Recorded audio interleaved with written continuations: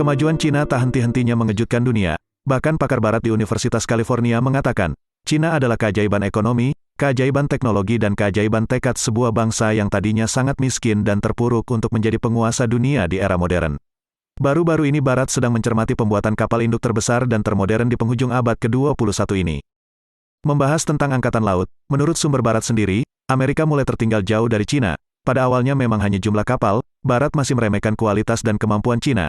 Namun, di awal tahun 2021 yang lalu para pakar militer Barat mulai terkejut, karena dalam hal kualitas dan teknologi Cina bahkan dengan cepat berkembang melampaui Barat.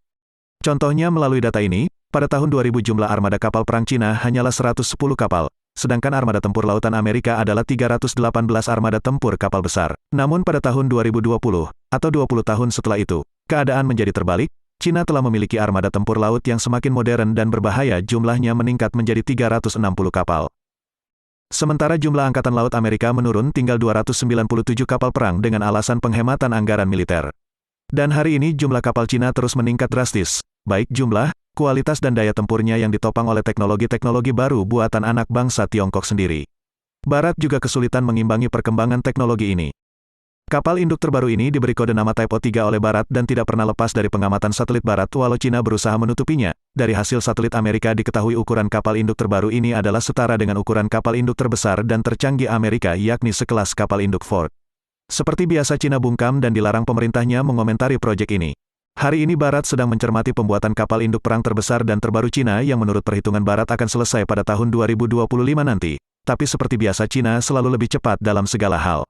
Jinping pernah bilang, tidak ada cara lain untuk mengalahkan dan mengungguli Barat, selain kita harus lebih cepat 10 kali lipat dari mereka dalam segala hal.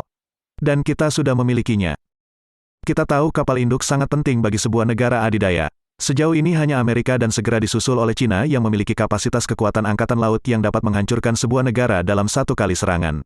Rusia dan India memang memiliki kapal induk, namun karena kelas ekonomi mereka berada di bawah level Amerika dan Cina, kedua negara tersebut kesulitan mengeluarkan anggaran. Anggaran maintain dan operasional sebuah kapal induk sangat besar. Sebagai perbandingannya, sekali operasional setara anggaran tahunan sebuah negara berkembang. Eropa sendiri mulai banyak mempensiunkan kapal induk mereka karena alasan penghematan anggaran ini. Namun bagi Cina hal tersebut seperti bukan masalah. Inilah tantangan terberat Amerika ke depannya. Dengan kapal induk yang mampu memimpin gugus depan di lautan, daya jangkau Cina akan mencapai seluruh lautan di dunia. Mereka dapat mengusai samudera bahkan dari kutub utara hingga kutub selatan. Kapal induk terbaru ini memiliki pelontar pesawat dan membawa peralatan dan persenjataan canggih ke seluruh dunia yang mereka ingin kuasai. Dalam hal ini, Cina juga terkenal jauh lebih efisien daripada Barat.